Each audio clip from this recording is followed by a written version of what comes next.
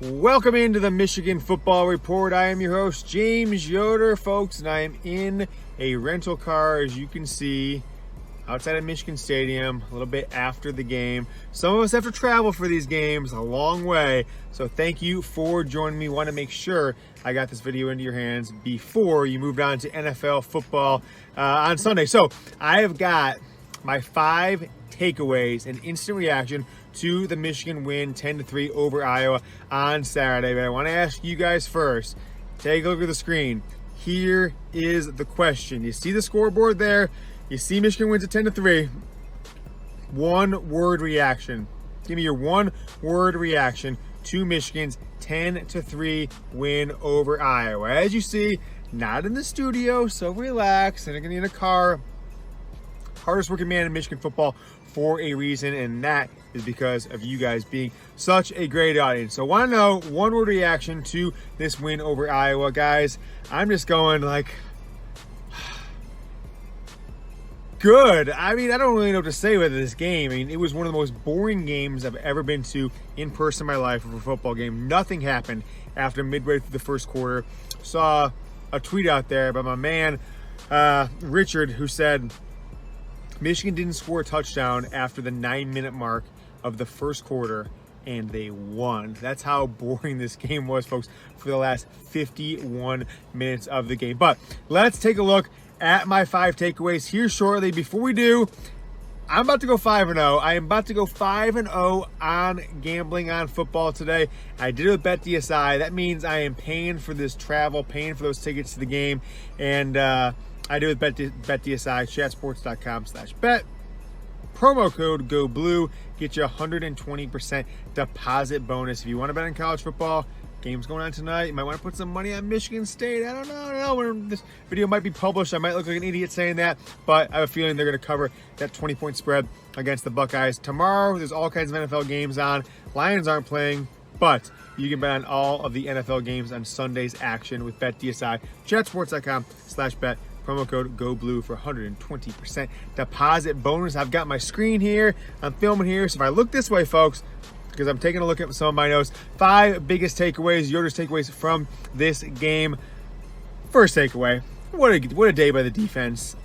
I think there was a lot of folks, myself included, at the stadium who were getting really frustrated by Iowa. I believe they were 5 of 9 on third down in the first half. But I think they're only 1 of 8. I'll have to pull that stat up here in a second. 1 of 8 in third down in the second half.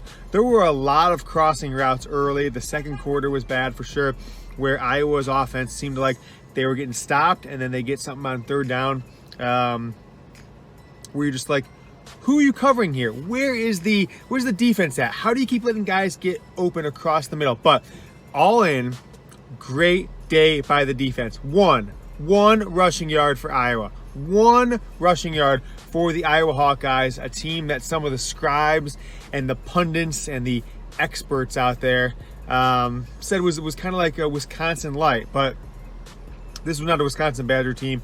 Iowa could not move the ball on Michigan on the ground, was forced to go through the air, and Don Brown played a bend but don't break for a long part of the game, but come middle of the third quarter, come the fourth quarter, and at that second to last drive with all those penalties, which was funny, they were bringing the pressure on Iowa. They were making Nate Stanley feel the pressure. Couldn't get anything done on the ground, Iowa couldn't.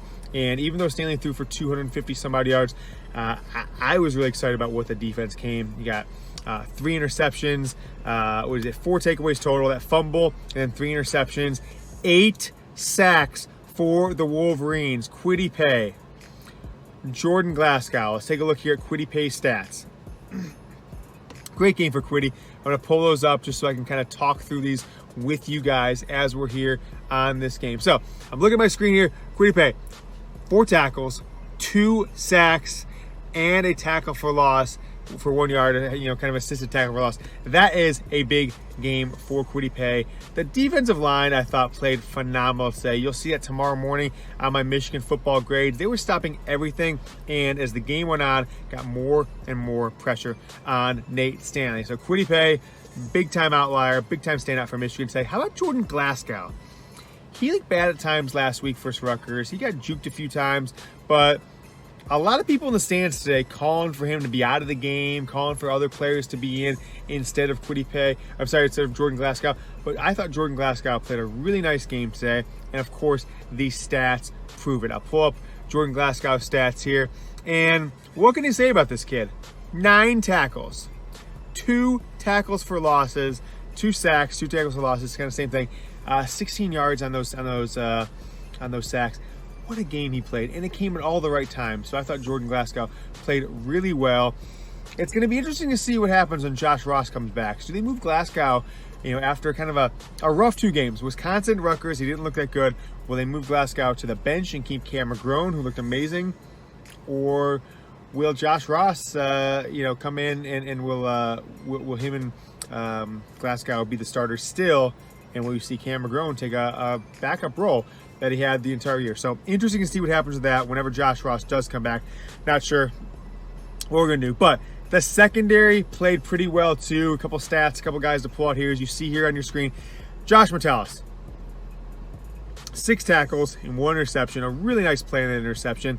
Glad to see some good play out of him. Daxton Hill, probably the most talented athletically player on Michigan's entire defensive roster. 6 tackles, nice pass breakup. Had a really nice play in that 4th down that got intercepted, but it wouldn't have mattered if it got intercepted or not. Had a really nice play there, and had a really nice game all game. You could definitely see the athleticism and just the skill and the talent he brings to this Michigan football defense, even in his 5th game as a true freshman. Lavert Hill, 4 tackles, an interception, a really nice interception. Vincent Gray, 3 tackles, a pass breakup. Ambry Thomas, 2 tackles, and that 1 interception as well. So 3 picks for the Michigan secondary.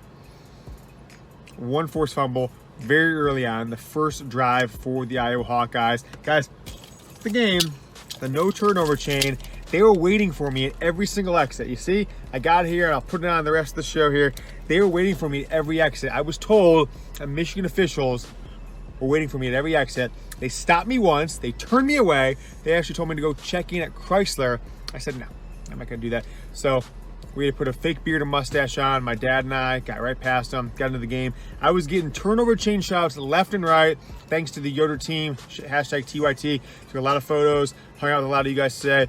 Really appreciate all the support for the turnover chain and the Michigan football report. So this came through. Shea threw a pick, but 4 turnovers for Iowa, only 1 for the Michigan Wolverines. So the turnover chain, it's back, baby. But while you're here, Michigan football instant reactions from myself, James Yoder, the host of the Michigan Football Report. Go ahead and subscribe to the channel. You see it below, youtube.com/Michigan TV. Hit that subscribe button because we are now, 5 days? Is that right? 5 days away.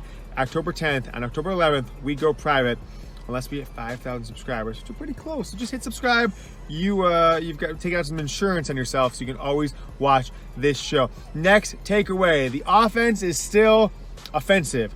This offense stinks, folks. And I don't want to spend all day on it because I'm trying to be positive here, but there are a lot of things that are just really concerning about this Michigan football offense. Fewest points in a conference win since 1995, that 10 points. Score 10 points, 9 minutes in, or 9 minutes left in the first quarter. So maybe I got my math wrong there. 6 minutes, 54 minutes. Is that 54 minutes? I said 51 earlier. 54 minutes you went without scoring. Pretty brutal. And the offensive play calling and the trees, the wide receiver route trees, just are so pedestrian and so simple. And everything is right at the sideline or catch and fall. There are no opportunities for speed and space. But we'll talk about the stats here. 10 points, 267 total yards, 147 passing yards, 120 on the ground, 1 turnover. Shea Patterson, 14 of 26, 147. No touchdown passes for him, 1 interception. I love Shea, I really do. But this offense just looks so boring. Last year, I want to remind everyone of this. Last year, Michigan, no offensive coordinator. A offensive coordinator by committee. Offense looked remarkably better than this offense, speed and space under Josh Gattis. I am not buying in Gattis at all. This is kind of the it game for me. Either he's going to do it or not. Hopefully he's got something else that I'm not seeing. But no offensive coordinator last year. Way better of an offense than you've seen this year with an offensive coordinator. So some might say, I'm not saying it, but some might say that nothing is better than Josh Gattis. No, it doesn't sound right. Josh Gattis is worse than no offensive coordinator. That's actually fairly accurate. But Zach Charbonnet, 42 carries, 1 touchdown. True Wilson, 4 carries and 28 yards. Shea Patterson actually ran the ball a few times, 7 carries for 25 yards. Hassan Haskins, Christian Turner got some carries. I think the running game is really brutal at this point in Michigan's offensive scheme. And as you see, after the 9:08 point in the first quarter, the Michigan offense held scoreless. So, I mean, I was doing the math a little wrong, like tens. Guys, that's 54 minutes without scoring a point. But that's takeaway number 2. Takeaway number 3 is I'm just confused by the wide receiver targets. I don't have the exact numbers yet, but there was a time, I believe about the end of the third quarter, that there were 6 combined targets to Nico, Peoples-Jones, and Tariq Black total. 6 targets. And when things started moving in the fourth quarter, where you thought Michigan might put it away, you hit Nico Collins, you hit Tariq Black, you hit Donovan Peoples-Jones in like 3 plays in a very short period of time. You get inside the 20, and what happens? You throw to Mike Sainer still at the goal line. You throw a fade to Ronnie Bell? Why not throw a fade to Nico Collins inside the 20? The red zone passing game is really bad. Not getting T. Peoples-Jones 8 targets, 10 targets a game. Not getting Nico Collins 10 targets a game is mind-boggling to me. These offensive trees, the route trees that the running back, the wide receivers are running, they're just not good. They're just not good. They're very simple. They're very pedestrian. And this bunch set that Michigan keeps running, not having it at all. Not a fan of this one at all. So I don't know what to say about the wide receiver targets, but tale of 2 halves for Shea Patterson, really is. And they were both bad. Just throwing it out there. I'm a Shea guy, both bad. Not even really a tale of 2 halves. 8 of 16, 93 yards in the first half. 6 of 10 for 54 yards for Shea in the second half. So Shea was not really good in either half. 50% passing completion in the first half, 6 of 10 in the second half. So I'm not sure what you're getting from Shea Patterson right now. A lot of calls in the stands for Joe Milton. A lot of calls for Dylan McCaffrey, who, by the way, missed his 8th game today in his Michigan football career with an injury. 8 games with an injury in his Michigan football career, and he's only played in 9. But is Josh Gattis, folks, is he on the hot seat? Is Michigan's offensive coordinator, Josh Gattis, on the hot seat after this 5th game of the year where the Michigan offense has looked like junk? Okay, Rutgers, 52 points. Okay. Anyone with a pulse not doing it. So Y for yes, N for no. Is Josh Gattis on the hot seat? I'm going to say yes. I'm going to give it the Y. It's got to be yes so far. All right, next up, crossing routes, hurting the defense. Nothing has changed. Nothing has changed from the Ohio State game, from the Indiana game last year. They started to work better in the second half, but it should be pretty obvious at this point. If Michigan doesn't get pressure on the quarterback, they're going to get destroyed on crossing routes over the middle. They didn't stop Nate Stanley and the Iowa offense on those crossing routes, especially on third down, until they started blitzing somebody from the inside, from the outside. Cam McGrone, Jordan Glasgow, but Don Brown, I think he called a great game. 3 points, no 1 rushing yard. All that is well and good, but you can't just get eaten up alive on those crossing routes. So crossing routes are a big part of it. 5 of 9 third down in the first half for Iowa, 1 of 8 in the second half. Nate Stanley threw for 260. But 23 of 42. Michigan's defense came to play. They really gave it to Iowa today. And they were forced to throw because they couldn't get anything on the ground. As you see, Torrin Young, 8 carries, 40 yards, 6 carries for 15 yards for Tyler Goodson. A lot of negative yards for Nate Stanley. That's why you give him a 1 rushing yards. Nate Stanley, 8 carries, 8 sacks, basically, for negative 65 yards. The tackle leaders for the Wolverines, 11 tackles for Khalid Hudson, 9 for Jordan Glasgow, 6 for Josh Metellus, 6 for Dax Hill. Phenomenal player. Dax Hill is our next Charles Woodson. I'm going to say it right now. Not going to win the Heisman, but he is a potentially multiple-time All-American. I think by this time next year, he is your best football player on the roster. And then Cam McGrone with 6 tackles as well. Bring it to our next takeaway. The third down offense is bad. It is really bad, folks. 3 of 13 on third downs today. 3 of 13. I'm not a mathematician, magician, or anything, but that's not good. You see Iowa, they did better on third down.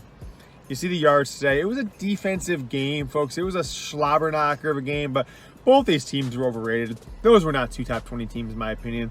I hope that Michigan gets it back and gets on the right track, but there's a reckoning coming in 2 weeks against Penn State, 3 weeks against Notre Dame. If this team doesn't get it together, I think you're looking at least 4 losses. Ohio State, Notre Dame, Penn State for sure, maybe Michigan State, maybe Indiana. I'm not even sure. So that is the 5 takeaways, Yoder's takeaways from the game at the Michigan Stadium against Iowa today. And folks, I'm already 3-0 betting today. I put my tweets, my picks out. I'm expecting to go 5-0 after going 4-1 last week, and the only reason I'm winning so well is because of the Action Network. Chatsports.com/deal. Get going now. $5.99 a month to get the best insights. If you saw the insights today, you saw all the big time money coming in on Michigan late from the pro bettors. You'd have put money on the Wolverines. You'd have put money on Notre Dame.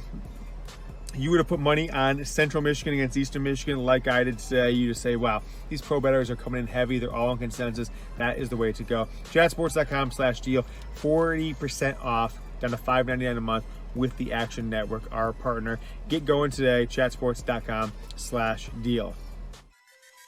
Hey there, Michigan football fans. Thanks so much for watching the Michigan Football Report. If you haven't already, go ahead and hit that subscribe button. We've got Michigan football news, rumors, recruiting information, and inside access to the Michigan football program. You ready for another Michigan football video? I got you hooked up right here. Go Blue.